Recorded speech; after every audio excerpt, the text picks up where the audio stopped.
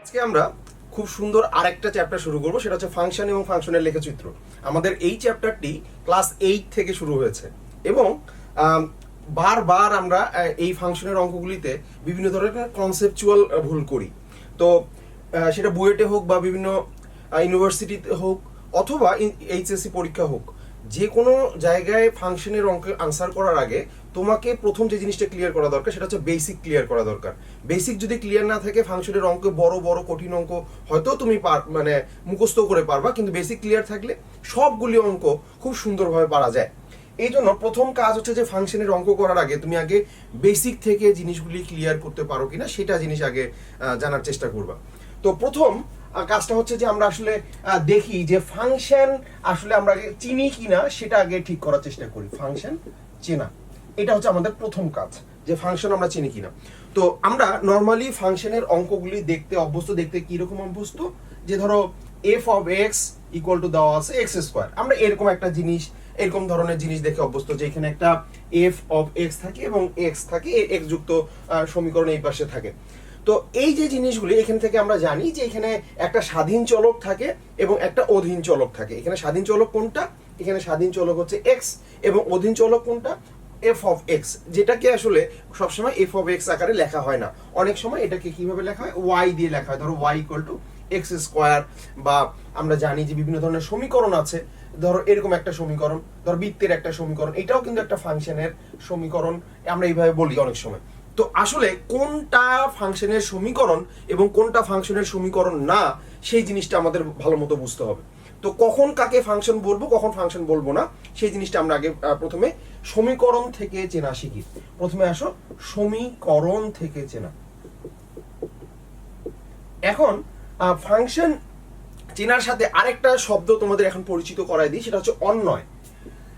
এই অন্বয় এবং ফাংশন, এই দুইটা জিনিস কিন্তু রিলেটেড দুইটা টার্ম। এখন কখন আমরা কাকে অন্বয় বলি এবং কখন কাকে আমরা ফাংশন বলি, সেই জিনিসগুলো আমরা একটু খেয়াল করার চেষ্টা করব। দেখো যে কোনো একটা সমীকরণ দিয়ে বললো যে এইটা ফাংশন কিনা, আবার আরেকটা সমীকরণ দিয়ে ধরো এরকম দিল যে Y square equal to 16x, আবার তোমাকে 3 নম্বর সমীকরণ দিল একটা, ধরো এক্স স্কোয়ার বাই একটা উপবৃত্তের সমীকরণ দিল, ধরো 16 plus Y square by 25 equal to 1।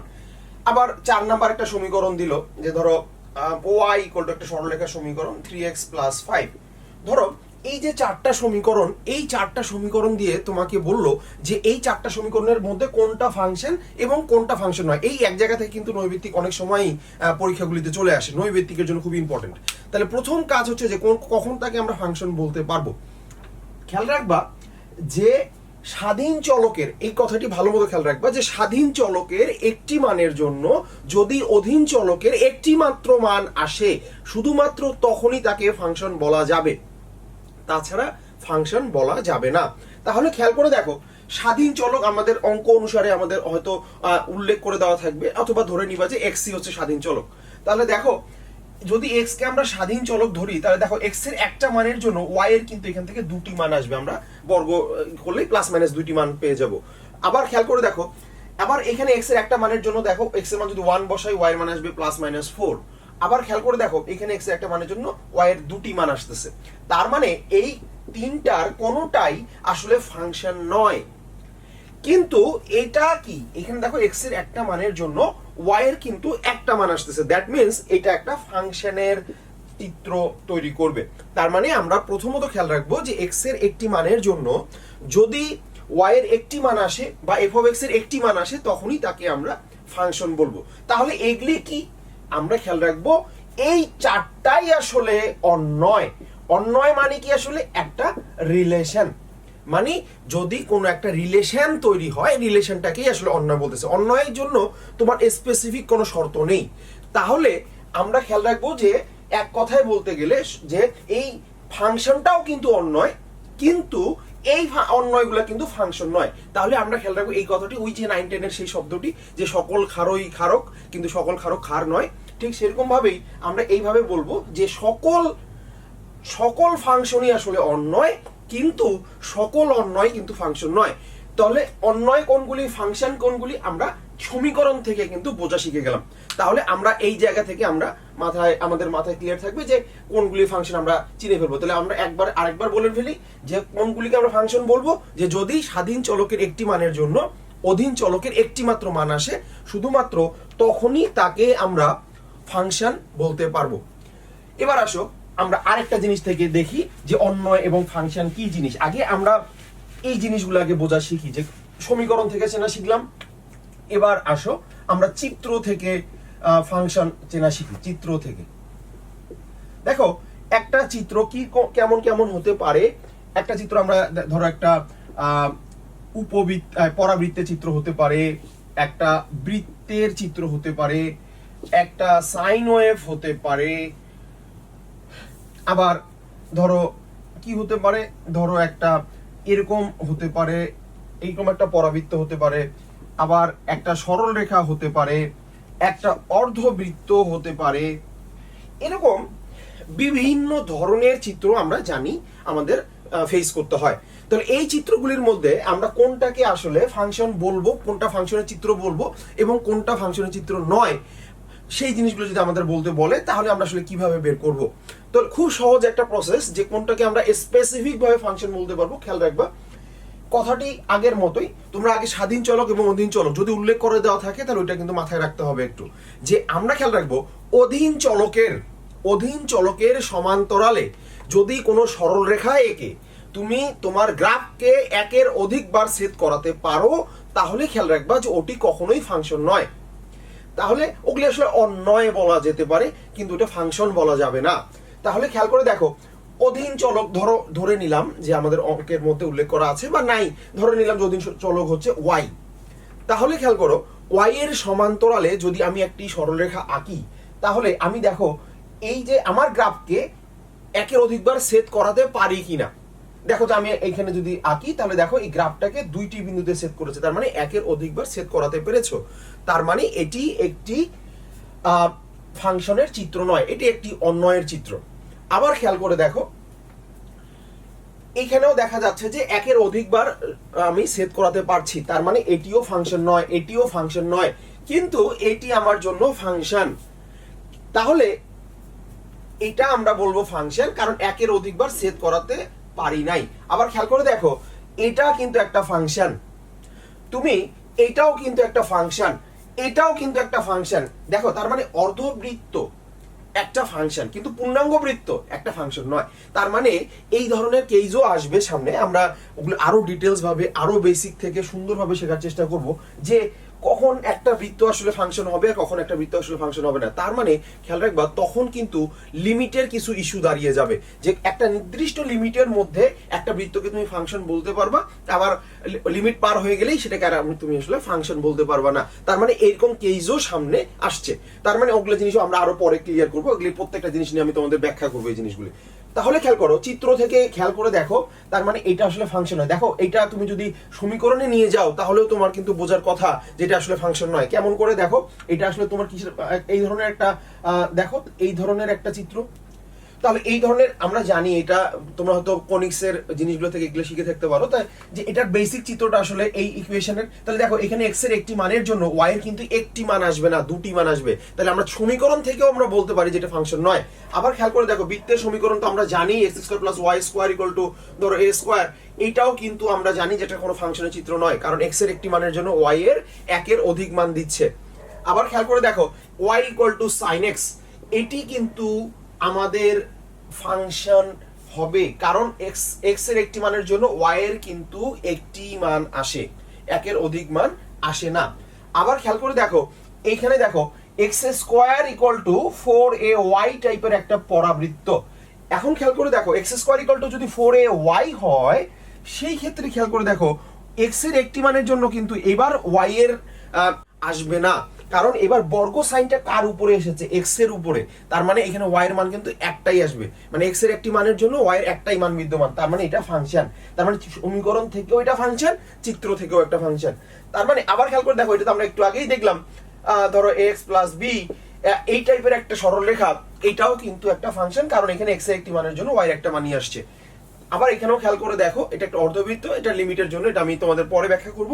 তাহলে আমরা খেয়াল করতে পারছি যে এই কথাটা সত্য, মানে পৃথিবীতে যে কোনো চিত্রই আসুক, তোমাকে যদি তুমি বুঝতে পারো যে স্বাধীন চলক কোনটা এবং অধীন চলক কোনটা, তাহলে ওই কথাটি অনুসারেই চলবে তোমার চিত্র থেকে ফাংশন এবং নন ফাংশনগুলো বের করে ফেলার জন্য। যে অধীন চলকের সমান্তরালে একটি সরল রেখা দিয়ে যদি তুমি তোমার গ্রাফকে একের অধিকবার সেট করাতে পারো, তাহলে ওটি কখনোই ফাংশন হবে না। তাহলে আমরা চিত্র থেকে যে কোনো চিত্র, পৃথিবীর যে চিত্র আসুক, তাহলে আমরা ফাংশন চেনা শিখে গেলাম। এবার আসো আমরা আরেকটা জিনিস দেখি, সেখান থেকে আরো ক্লিয়ার হয়ে যাবে। সেটা হচ্ছে এগুলি কিন্তু প্রত্যেকটা জিনিসই এক একটা নৈবিত্তিকের জন্য ইম্পর্টেন্ট। আমরা প্রথম বেসিক থেকে আগে চেনা শুরু করছি। এবার 3 নাম্বার আসো ক্রোমোজোর থেকে। দেখো ক্রোমোজোর থেকেও কিন্তু ফাংশন নির্ণয় করার বিষয়গুলি চলে আসে। দেখো খুবই সহজ, এই ক্লাস 8 একটা জিনিস দেখেছিলাম যে কোনটি ফাংশন কোনটি ফাংশন নয়। ধরো এ একটা ফাংশন, এই একটা জিনিস, একটা সেট যেখানে দেওয়া আছে, ধরো এখানে দেওয়া আছে 1 1, আবার দেওয়া আছে ধরো 2 4, আবার ধরো দেওয়া আছে 3 9, এইভাবে দেওয়া আছে। আবার বি একটা সেট দেওয়া আছে, মনে করো 1 1 1 1, ধরো 4 2, আবার ধরো 4 -2, এইভাবে দেওয়া আছে। দেখো তোমাকে বললো এ এবং বি দুটি ক্রোমোজোর, দুইটি সেট। এখন তোমাকে বললো যে কোনটি ফাংশনের কোনটি ফাংশনের নয়। তাহলে এই ক্ষেত্রেও কিন্তু তোমাকে একই কনসেপ্টে চিন্তা করতে হবে যে এক্স এর একটি মানের জন্য ওয়াই এর একটি মান থাকতে হবে। তাহলে এইবার খেয়াল করে দেখো তো, এখানে আসলে ক্রোমোজোরের ক্ষেত্রে আমরা জানি যে প্রথম অংশটা হচ্ছে বলা হয় হচ্ছে আমাদের ডোমেইন এবং পরের অংশটা হচ্ছে আমাদের রেঞ্জ। তাহলে খেয়াল করে দেখো 1 বসিয়ে ফাংশনে 1 পেয়েছি, 2 বসিয়ে 4 পেয়েছি, 3 বসিয়ে 9 পেয়েছি, মানে আসলে ফাংশনটা আসলে এই টাইপের একটা ফাংশন। এখন খেয়াল করে দেখো যে এক্স এর একটি মানের জন্য ওয়াই এর তুমি একটি মান পেলা, তাহলে আমি বলবো যে এইটা একটা ফাংশন। কিন্তু এইটা কিন্তু আমার ফাংশন নয়, কারণ আমি দেখো প্রথম উপাদানগুলি 1 এর জন্য একবার 1 পেলাম, আবার 1 এর জন্য একবার -1 পেলাম, তাহলে এটা কখনোই ফাংশন বলা যাবে না। আবার দেখো 4 এর জন্য 2 পেয়েছি, আবার 4 এর জন্য -2 পেয়েছি, তার মানে আমি বলছি যে এখানে ডোমেনের একটি মানের জন্য আসলে রেঞ্জে যদি একাধিক মান পাওয়া যায়, তাহলে ওটিকে আমি কখনোই ফাংশন বলতে পারবো না। তাহলে ক্রোমোজোরের ক্ষেত্রে যদি তুমি কখনো দেখো যে প্রথম উপাদানটা কখনো যদি সেম দেখো, কোন একটার সাথে প্রথম উপাদানটা সেম হয়ে গেছে, তাহলে খেয়াল রাখবা ওটি কখনোই ফাংশন নয়। এগুলি একটি অন্যয়, কিন্তু এটা কখনোই ফাংশন নয়। তার মানে আমরা একই কথাই বলতে পারি যে সকল ফাংশনই হচ্ছে অন্যয়, কিন্তু সকল অন্যয় কিন্তু ফাংশন নয়। এগুলি হচ্ছে অন্যয়, কিন্তু এগুলি ফাংশন নয়। তাহলে আমরা অন্যয় এবং ফাংশনের মধ্যে পার্থক্যটাও বুঝে ফেললাম, তার সাথে আমরা ফাংশনও চেনা শিখে গেলাম যে কোনগুলিকে আমি ফাংশন বলতে পারবো, কোনগুলিকে ফাংশন বলতে পারবো না। এখন আসো আমরা আরেকটা গুরুত্বপূর্ণ বিষয় থেকে আমরা ফাংশন চেনা শিখি, যেটা আসলে আমাদের মেইন বেসিক আকারে কাজ করবে, এবং এটা একটু সময় নিয়ে আমাদের বুঝতে হবে। 4 নাম্বার দেখো, আমরা বেসিক্যালি এই ধরনের জিনিসই আমরা আসলে চিত্রের মধ্যে দেখি। ডোমেইন কোডোমেইনের চিত্র থেকে আমরা আসলে বিভিন্ন ধরনের জিনিস শিখেছি যে কোনটি ফাংশন কোনটি ফাংশন নয়। এখন এই জায়গা থেকেও কিন্তু নৈবিত্তিকে আসতে পারে যে এটা ফাংশন হবে কি ফাংশন হবে না। তো খেয়াল করে দেখো যে এই ধরনের চিত্রে আসলে কি ধরনের জিনিস থাকে। ধরো আমরা এইভাবে চিন্তা করতেছি, ধরো এটা হচ্ছে 1 2 3 দেওয়া আছে, এখানে ধরো এ বি সি ডি দেওয়া আছে। ধরো 1 একটি ফাংশনে বসিয়ে পেয়েছো এ, 2 বসিয়ে পেয়েছো বি, 3 বসিয়ে পেয়েছো সি। তাহলে দেখো এই যে চিত্রটা তুমি দেখছো, খেয়াল রাখবা এই যে বাম পাশে যেটা জিনিস দেওয়া থাকে এটাকে বলা হয় হচ্ছে ডোমেইন। বাম পাশে জিনিসটা দেওয়া থাকে সেটা হচ্ছে ডোমেইন, আর এই ডান পাশে যেটা দেওয়া থাকে সেটা হচ্ছে কোডোমেইন। দেখো এটাকে বলা হয় হচ্ছে কোডোমেইন। তাহলে খেয়াল করে দেখো, আমরা খেয়াল রাখবো যে আসলে এই শব্দ দুটার মিল থাকলেও এটার মধ্যে আসলে খুব বেশি যে রিলেশন আছে তা কিন্তু বলা যাবে না। এইটাকে আসলে অঙ্কের মধ্যে রিলেশন করিয়ে দেওয়া হয়। দেখবা তোমাদের অঙ্ক বইয়ে অঙ্কের শুরুতে এরকম একটা জিনিস থাকবে, এ টেন্স টু বি। এইখানে এই এ বি এইটা প্রত্যেকটা অঙ্কেই দেওয়া থাকে এবং এটা দিতে বাধ্য, কারণ হচ্ছে এটা ছাড়া তুমি আসলে ডোমেন রেঞ্জ এগুলি বেরি করতে পারবে না। তাহলে খেয়াল করে দেখো, এই যে খেয়াল রাখবা, এই যে এ দেওয়া থাকে, এই এটাকে বলা হয় আসলে ডোমেইন। এগুলি কিন্তু তোমরা অবশ্যই বেসিক থেকে ক্লিয়ার রাখো, কারণ এগুলি ডোমেইন রেঞ্জ বের করার সময় অবশ্যই কাজে লাগবে এবং সার্বিক এক সেই জিনিসগুলোও শেখার সময় কাজে লাগবে। আজকে আমরা প্রথম যে ক্লাসটা করছি ফাংশন এবং ফাংশনের লেখচিত্রের, আজকে বেসিক ক্লাসটা প্রথমে করছি। বেসিকটা দিয়ে আগে আমরা নিজেদেরকে স্ট্রং করে নিই, এরপর অধ্যায় চ্যাপ্টারের বিভিন্ন টপিকস ওয়াইজ আমরা ডিটেলসে যাব। তো খেয়াল করো, প্রথমে আমাকে ইয়েতে যাই। দেখো এই যে জিনিসটা, এটাও চিনে রাখো যে এইখানে এটাকে কি বলা হয়, ডোমেইন, আর এই বিটাকে বলা হয় আসলে কোডোমেইন। এই যে জিনিসটা দিয়ে আসলে কি করা হয় আমরা খেয়াল রাখবো যে অঙ্কের মধ্যে এই জিনিসটা দিয়ে আসলে ডোমেইন এবং কোডোমেইন আলাদা দুইটা। Solve your academic problems in a smart way for free. Download Baidu Academy app. সেটের মধ্যে রিলেশন তৈরি করে দেওয়া হয়, এটার ছাড়া আর কোনো কিন্তু রিলেশন এদের মধ্যে নেই। তো আসলে মেইন সম্পর্কটা কোথায়? মেইন সম্পর্কটা হচ্ছে এখানে যে দেখো এই কোডোমেইনগুলি আসলে কাদেরকে বলা হচ্ছে খেয়াল রাখবা, দুইটা টোটালি আলাদা সেট। যে ধরো কোন একটা অঙ্কের মধ্যে 1 বসিয়ে এ পেয়েছো, মানে ধরো একটা F of x equal to ধরো একটা ইয়া আছে, ধরো F of x equal to ধরো এক্স স্কোয়ার। ধরো এক্স এর মান 1 বসিয়ে পেয়েছো এ, 2 বসিয়ে পেয়েছো বি, 3 বসিয়ে পেয়েছো সি এবং ডিটাকে পাওনি। তাহলে খেয়াল রাখতে হবে, আমরা জানি ডোমেইন এবং রেঞ্জ কাকে বলে। ডোমেইন বলা হয় তাদেরকে যাদেরকে এখানে বসানো যাচ্ছে। এই 1 2 3 এগুলো হচ্ছে ডোমেইন, যাদেরকে তুমি তোমার ফাংশনের মধ্যে বসালে অসীম আসতেছে। এগুলির সংজ্ঞা আমি আরো সুন্দরভাবে দিব। খেয়াল রাখো যে যেই মানগুলির জন্য এক্স এর মানে যেই মানগুলির জন্য এফ অফ এক্স এর মান ইনফিনিটি আসতেছে না বা অসীম আসতেছে না বা অসংজ্ঞায়িত আসতেছে না, সেগুলি হচ্ছে এই ফাংশনের ডোমেইন। তো দেখো ধরো 1 2 3 বসিয়ে তুমি এই ফাংশনটার মান এ বি সি পাইলা, তাহলে খেয়াল রাখতে হবে এই এ বি সি হচ্ছে তোমার রেঞ্জ, মানে এইগুলি হচ্ছে রেঞ্জ। কিন্তু ডি কিন্তু তোমার রেঞ্জ না, ডি হচ্ছে টোটালি আলাদা একটা ইন্ডিপেন্ডেন্ট সেটের একটা মেম্বার। মানে এটা একটা সেট যার একটা মেম্বার হচ্ছে ডি, মানে কোডোমেইন সেটের একটা মেম্বার হচ্ছে ডি, কিন্তু ডি কিন্তু রেঞ্জ না। তাহলে আমরা খেয়াল রাখবো এই কথাটা ভালো মতো যে সকল রেঞ্জই আসলে কোডোমেইন, কিন্তু সকল কোডোমেইন রেঞ্জ না। যেমন একটু আগে শিখেছি যে সকল ফাংশনই তোমার হচ্ছে অন্বয়, কিন্তু সকল অন্বয় কিন্তু তোমার ফাংশন নয়। তার মানে একই কথা এখানেও প্রযোজ্য যে সকল রেঞ্জই হচ্ছে তোমার কোডোমেইন, কিন্তু সকল কোডোমেইন তোমার রেঞ্জ না। তাহলে এই কথাগুলি ভালো মতো যদি মনে রাখতে পারি শুধুমাত্র, তাহলেই আমরা ডোমেইন এবং রেঞ্জ এবং কোডোমেইন এগুলি ক্লিয়ার করে ফেলতে পারবো। তাহলে আমরা প্রথমত আমরা শিখি আসলে এগুলি তো তোমরা বুঝে ফেলেছো, এটা আমরা পরবর্তীতে আরো সুন্দরভাবে যখন ডোমেইন রেঞ্জ নির্ণয় করবো তখন আরো ভালো মতো শিখতে পারবো।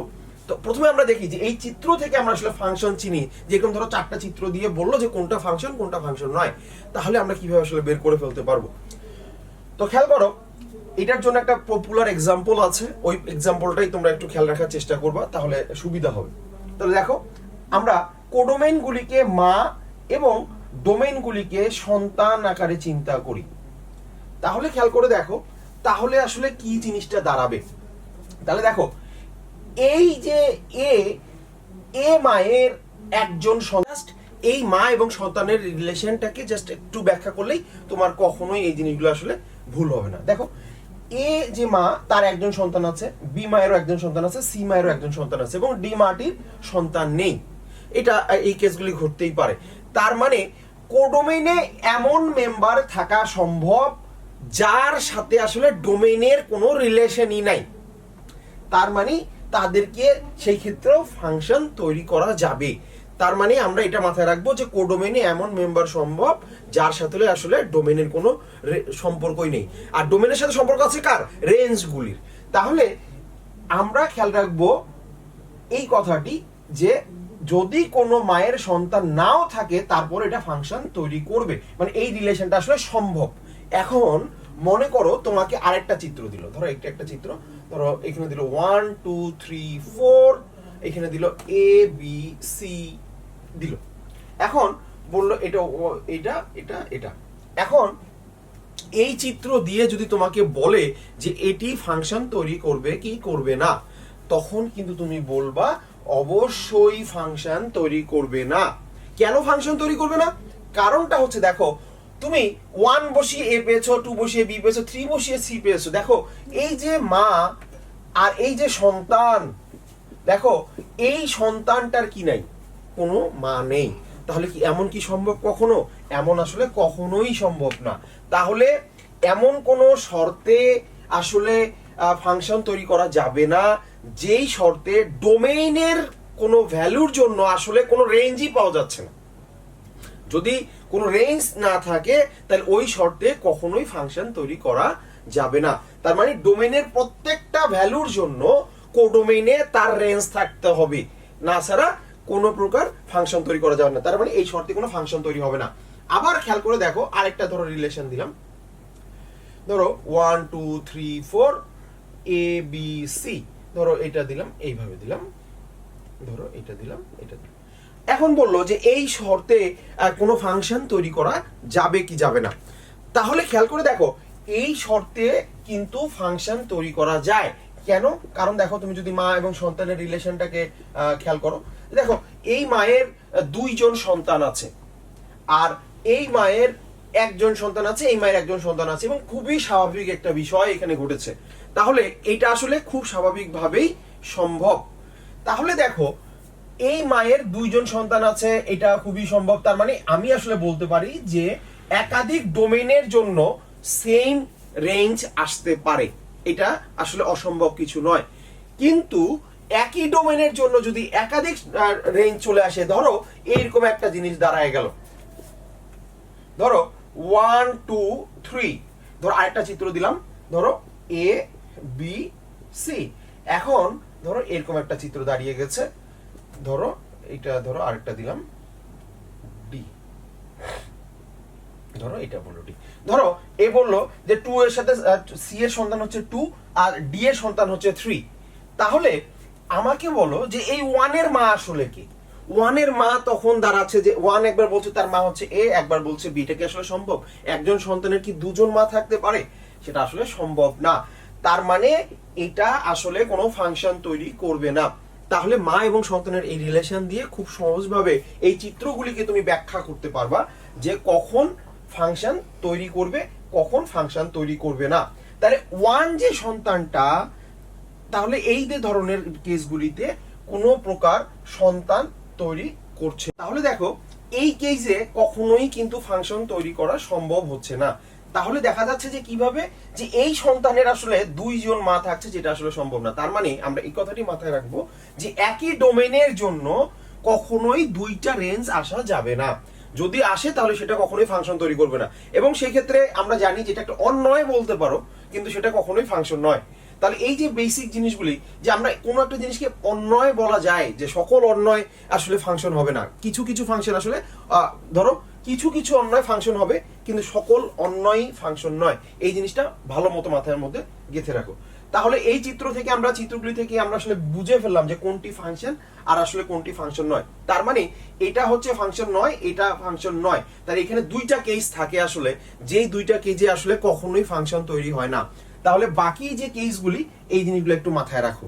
তাহলে আমরা এইখান থেকেও চিনে ফেললাম যে কোনটা আসলে ফাংশন আর কোনটা আসলে ফাংশন নয়, আর কোনটা অন্যয়। এই জিনিসগুলো আমরা বুঝে ফেলেছি। এখন আমরা এখান থেকে আরেকটা জিনিসের বেসিক আসলে না শিখে গেলেই নয়, সেটা হচ্ছে সার্বিক এক এবং এই বিষয়গুলির আমরা অঙ্ক হয়তো আরো করব, কিন্তু তারপরেও আমরা বেসিকগুলো এই জায়গা থেকে একটু ক্লিয়ার করে যাই।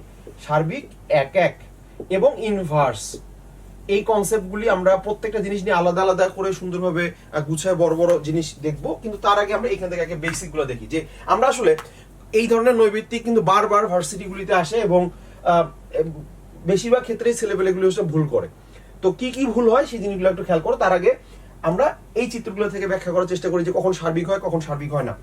খেয়াল করে দেখো যে তোমাকে বললো, ধরো যে এই ফাংশনগুলির মধ্যে কোনটা সার্বিক ফাংশন, কোনটা সার্বিক ফাংশন নয়। ধরো একটা অঙ্ক দিলাম, ধরো তোমাকে এইভাবে বলে দেয় যে ধরো x+3 divided by twice x+1 এইভাবে দিয়ে বলে যে এই ফাংশনটা আসলে ডোমেইন কত, রেঞ্জ কত, সার্বিক কিনা, এক এক কিনা, বা বিভিন্ন ধরনের এর ইনভার্স ফাংশন বের করে এই ধরনের অঙ্কগুলি আসে। তো আমরা আগে চিত্র থেকে দেখি যে কখন একটা ফাংশনকে আমরা সার্বিক বলতে পারবো। খেয়াল করে দেখো যে সার্বিক একটা ফাংশনকে তখনই বলা যাবে যদি কোনো মায়ের এমন কোনো মা না থাকে যার সন্তান নেই। খেয়াল রাখবা যে এমন কোনো মা যেন না থাকে যার সন্তান নেই। তাহলে দেখো এই ফাংশনের যে চিত্রটা, এটা আমি জানি যেটা ফাংশন তৈরি করছে, কিন্তু এটা কখনোই সার্বিক ফাংশন তৈরি করবে না। কেন সার্বিক ফাংশন তৈরি করবে না? কারণ এই যে মা তার কখনোই তার কিন্তু এখানে কোনো সন্তান নেই, তার মানে এই ফাংশনটা সার্বিক ফাংশন তৈরি করবে না। তাহলে এক কথায় যদি আরো সুন্দরভাবে বলি যে একটা ফাংশন আসলে কখন সার্বিক হবে, তাহলে খেয়াল রাখো যে এই মাটার সন্তান নেই এই জন্য সে সার্বিক না, এটা আমরা বলছি। তাহলে আমি কি এটা বলতে পারি কিনা যে আসলে আমরা তো জানি যে এই মাগুলির সন্তান আছে, এই যে এই জিনিসটার এর তো সন্তান নেই, তাহলে যদি সন্তান থাকতোই তাহলে আমি একেও আমি আসলে কি বলতে পারতাম, তখন তাকেও আমি রেঞ্জ বলতে পারতাম। তাহলে আমি জানি যে এ বি সি এখানে রেঞ্জ, কিন্তু ডি রেঞ্জ না। তাহলে আমি বলতে পারি এই জিনিসটাই যে যদি রেঞ্জ এবং কোডোমেইন সমান হয়, রেঞ্জ আর কোডোমেইন সমান হওয়ার অর্থই আসলে যে প্রত্যেকটা মায়েরই আসলে সন্তান থাকছে।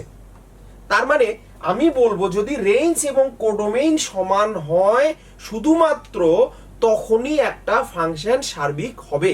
তার মানে এই ফাংশনটা সার্বিক নয়, কারণ এখানকার রেঞ্জ হচ্ছে এবিসি কিন্তু কোডোমেইন হচ্ছে এবিসিডি। তার মানে এই দুইটা সমান নেই, তার মানে এইটা সার্বিক ফাংশন তৈরি করবে না। এখন খেয়াল করে দেখো এটা তো ফাংশনই নয়, এটা নিয়ে চিন্তা বাদ দাও, এবং এইটার ক্ষেত্রে আসো এই ফাংশনটা কি সার্বিক ফাংশন কিনা। আমরা বলবো এটা অবশ্যই সার্বিক ফাংশন, কারণ দেখো এর কোডোমেইন কি কি, যে ভাই এর কোডোমেইন হচ্ছে এবিসি, আর এর রেঞ্জ কি ভাই এবিসি, কারণ তিনজনেরই সবারই সন্তান আছে। তার মানে এটা সার্বিক ফাংশন, এটা সার্বিক ফাংশন। আবার খেয়াল করে দেখো তাহলে এইটা সার্বিক কিন্তু এটা সার্বিক না, কিন্তু এটা আবার ফাংশন। আবার দেখো এটা ফাংশন নয়, এটাও ফাংশন নয়, এটা নিয়ে আমরা চিন্তা না করি। তাহলে এবার আসো যে তাহলে আমরা অঙ্ক যখন আসবে, যখন এই অঙ্কটা ধরে দিয়ে বললো যে তোমার এই অঙ্কটা সার্বিক কিনা, তাহলে তোমার আসলে কি কি জিনিসের দিকে তাকাতে হবে। তোমার এই ধরনের অঙ্ক করার সময় দুইটা জিনিস আগে বের করে নিতে হবে। এক নাম্বার হচ্ছে এর রেঞ্জটা বের করে নিতে হবে, এগুলো আমি তোমাদের একটা একটা করে শেখাবো, সমস্যা নেই। তাহলে প্রথম কাজ হচ্ছে যে সার্বিক হবে কি হবে না তার জন্য তোমাকে জানতে হবে এর রেঞ্জ কত, এবং আরেকটা কি জানতে হবে, তাহলে আরেকটা হচ্ছে কোডোমেইন জানতে হবে। তুমি যদি কোডোমেইন না জানো তাহলে শুধু রেঞ্জ দিয়ে তুমি আসলে বলতেই পারবা না যে এটা সার্বিক কিনা। তার মানে কখন সার্বিক হবে, ওই যে কোডোমেইন কোথায় দেওয়া থাকে খেয়াল রাখবা এই জিনিসটাতেই, যে ভাইয়া এই যে এ টেন্স টু বি, একটু আগেই তোমাদের দেখিয়ে দিলাম, এই যে তোমার এইটা আমরা জানি এটা কি কোডোমেইন, এটা হচ্ছে কোডোমেইন। আমরা এই যে বি এবং এই যে এর রেঞ্জ, এই দুইটা জিনিস খেয়াল রাখবা প্রত্যেকটা অঙ্কে কোডোমেইন দেওয়া থাকবে, কারণ কোডোমেইন বের করার কোনো বুদ্ধি নেই, কোডোমেইন টোটালি স্বাধীন একটা জিনিস। তাহলে খেয়াল করে দেখো অঙ্ক থেকে কিন্তু কোডোমেইন কখনো বের হয় না, বারবার বলছি। তার মানে অঙ্কের মধ্যে কোডোমেইন দেওয়া থাকতে হবে। তাহলে এই যে কোডোমেইন, এই কোডোমেইন আর অঙ্কে যে তুমি রেঞ্জ বের করলা এই অঙ্কটার, এই রেঞ্জ আর কোডোমেইন যদি তুমি সমান দেখো যে সমান বের হয়েছে, শুধুমাত্র তখনই ফাংশনটা সার্বিক হবে, তাছাড়া সার্বিক হবে না। তাহলে আমরা এই অঙ্কগুলি করব আস্তে আস্তে, এই জিনিসগুলো আবার আরো সুন্দরভাবে ব্যাখ্যা করবো। আমরা প্রথমে বেসিক জিনিসগুলো দেখার চেষ্টা করছি। তাহলে আমরা সার্বিক শিখলাম, তাহলে সার্বিক যদি অঙ্ক পরীক্ষা সার্বিক আসে তাহলে আমরা এই দুইটা জিনিস বের করে দেখানোর চেষ্টা করব যে তার কোডোমেইন এবং রেঞ্জ সমান আছে, তার মানে ফাংশনটি সার্বিক। এবার আসো এক এক। এখন খেয়াল করো যে এক এক আসলে কোন ফাংশনগুলিকে বলা যাবে। খেয়াল করে দেখো যে এক এক হচ্ছে, খেয়াল রাখবা এইভাবে সুন্দরভাবে উদাহরণ দিয়ে খেয়াল রাখবা যে যদি এক মায়ের একজনের বেশি সন্তান না থাকে তাহলেই সেই ফাংশনটাকে আমরা এক এক ফাংশন বলতে পারবো। যদি এক মায়ের একজনের বেশি সন্তান থাকে তাহলে তাকে ফাংশন এক এক ফাংশন বলা যাবে না। তাহলে খেয়াল করে দেখো এই ফাংশনটা দেখো এই মায়ের এইটা কিন্তু একজন করে সন্তান, তার মানে এটা কিন্তু এক এক। এইটা কিন্তু দেখো এই অঙ্কটা কিন্তু আমরা দেখো প্রথম চিত্রটা, এইটা কিন্তু সার্বিক নয়। দেখো এটা কিন্তু সার্বিক নয়, কারণ হচ্ছে আমাদের একজন মা সন্তান ছাড়া আছে, এই জন্য সার্বিক নয়, কিন্তু এক এক। এটা সার্বিক নয় কিন্তু এক এক। আবার এই চিত্রটার ক্ষেত্রে খেয়াল করে দেখো এটা কিন্তু সার্বিক, কিন্তু এক এক নয়, এক এক নয়। কেন এক এক নয়? কারণ এই যে মায়ের এর কিন্তু দুইজন সন্তান আছে, তার মানে একটা অঙ্ক একই সাথে সার্বিক এক এক নয় এবং এক এক সার্বিক নয়, এই দুইটাই জিনিসই ঘটতে পারে।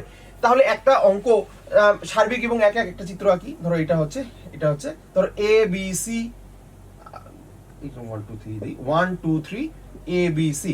তার মানে এইটা দেখো, এই যে চিত্রটা, তার মানে এইটা দেখো প্রত্যেক মায়েরই সন্তান আছে, আবার প্রত্যেক জনই এখানে একজনের বেশি সন্তানও নেই। তার মানে এই ফাংশনটা আসলে সার্বিক এবং এক এক। তাহলে মানে সার্বিক এবং এক এক কি জিনিস, সেই জিনিসটাও আমরা বুঝে ফেললাম যে তাহলে এই ধরনের কেস ঘটতে পারে। তাহলে আমরা এখান থেকে সার্বিক এবং এক একের বেসিকটা জিনিসটা দেখে ফেললাম যে তাহলে আমরা একটা অঙ্ক যদি বলে যেটা এক এক কিনা, তাহলে আমরা আসলে কি জিনিসটা বের করবো। দেখো এই জিনিসটাই বের করবো। ধরো F of x equal to দিল এক্স স্কোয়ার, দিয়ে বললো যে এটা এক এক কিনা। এখন তুমি দেখছো যে 1 বসিয়ে, ধরো এটার চিত্রটা আসলে কেমন দাঁড়াবে, আমি ছোট্ট করে একটা দিই। ধরো 1 বসাচ্ছ এক্স এর মান 1 বসালে এখানে আসে 1। আবার এক্স এর মান যদি -1 বসাও তারপরও আসতেছে কি, আবার 1ই আসতেছে। তার মানে এটা এক মায়ের দুই সন্তান হচ্ছে, তার মানে এটা এক এক না। এই কথাটাও কিন্তু এখানে বলা যাবে না। এইগুলির ক্ষেত্রে আরো বেশি ডিটেইলস জানতে হবে যে এইটাও এক এক হয়ে যেতে পারে যদি তোমার শর্তে বলে দেয়। যেমন আমি তোমাদের বারবার বলছি যে তোমার পরীক্ষায় হলে এই জিনিসটা তোমাকে দেখতে হবে যে ডোমেইন আর কোডোমেইন কি দেওয়া আছে। এখানে যদি মনে করো বাই চান্স আর পজিটিভ দেওয়া থাকে, দ্যাট মিন্স তুমি ডোমেইনে পজিটিভ নাম্বার ছাড়া কোনো নেগেটিভ নাম্বার ব্যবহার করতে পারবে না। যদি নেগেটিভ নাম্বার ব্যবহার করতে না পারো, তাহলে দেখো তুমি তো -1ও ব্যবহার করতে পারছো না। তার মানে 1 বসালে 1 পাবা, আবার -1 তো তুমি বসাইতেই পারবে না, তার মানে 2 বা 3 অন্য কিছু বসাতে হবে। তার মানে এইটাতে আসলে সেম মান কখনোই আর পাওয়া সম্ভব না। তার মানে সেই ক্ষেত্রে এটা এক এক হয়ে যেতে পারে, ডিপেন্ড করে শর্তে কি দেওয়া আছে। আচ্ছা, তো যাই হোক, অত কিছুর মধ্যে আমাদের চিন্তা করার দরকার নেই, ওগুলো আমরা ব্যাখ্যা সহ অঙ্ক দেখবো, এগুলি নিয়ে সমস্যা নেই। মেইন বেসিকটা হচ্ছে এক মায়ের একজনের বেশি সন্তান থাকা যাবে না, তাহলে এক এক হবে না। তো যাই হোক, এই জিনিসগুলো ব্যাখ্যা করলাম। এবার আসো ইনভার্সের ব্যাখ্যা। এই প্রত্যেকটা টপিকস আমরা আরো ডিপ নিয়ে শিখবো, তারপর আমি বেসিকগুলো একটু ক্লিয়ার করে দিচ্ছি। ইনভার্স, যে কখন আসলে ইনভার্স করা যায় এবং কখন ইনভার্স করা যায় না। আমরা অনেকেই চিন্তা করি যে সকল ফাংশনের আসলে ইনভার্স করা যাবে, কিন্তু আসলে সকল ফাংশন ইনভার্স করা যায় না।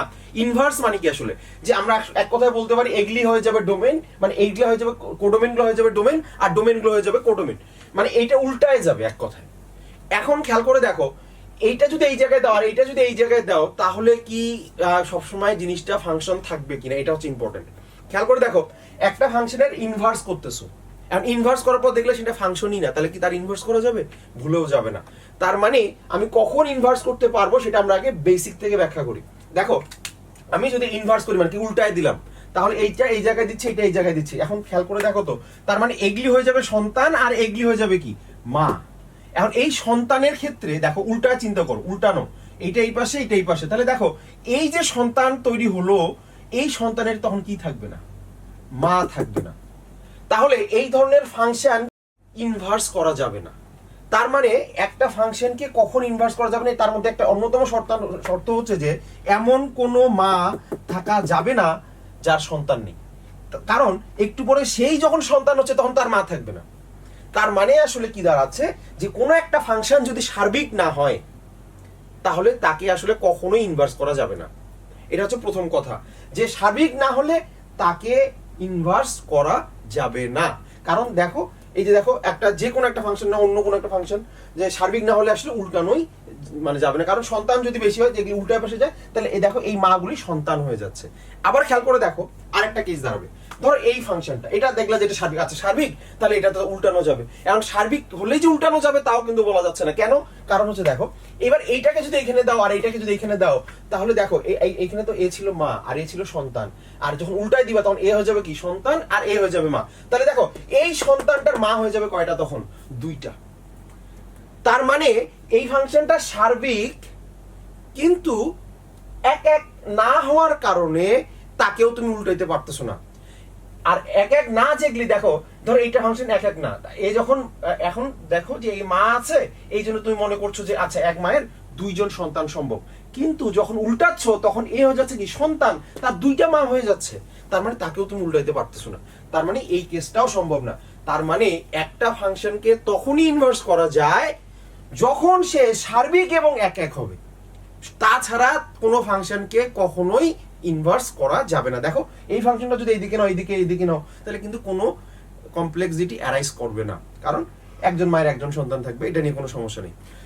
তাহলে আমাদের কোনো অঙ্ক যদি আসে যে আমি এটা ইনভার্স করতে পারবো কিনা, এগুলি বেসিকগুলো এই জন্য ক্লিয়ার করলাম প্রথম ক্লাসে, যে ইনভার্স করতে পারবো কিনা, এক এক কি, সার্বিক কি, এই জিনিসগুলো নিয়ে যেন তোমাদের বেসিক থেকে কোনো কোশ্চেন না থাকে। তাহলে কখন আমরা ইনভার্স করতে পারি, যে যখন একটা ফাংশন সার্বিক এবং এক এক হবে একই সাথে, শুধুমাত্র তখনই আমরা ফাংশনটাকে ইনভার্স করতে পারবো, তাছাড়া ইনভার্স করতে পারবো না। তাহলে এই যে টোটাল বেসিকগুলোর উপর বেস করে আমরা আস্তে আস্তে ডোমেইন রেঞ্জ শিখবো এবং আরো অন্যান্য কনসেপ্টগুলি ক্লিয়ার করার চেষ্টা করবো। Get your best tutor in a smart way. Download Baidu Academy app.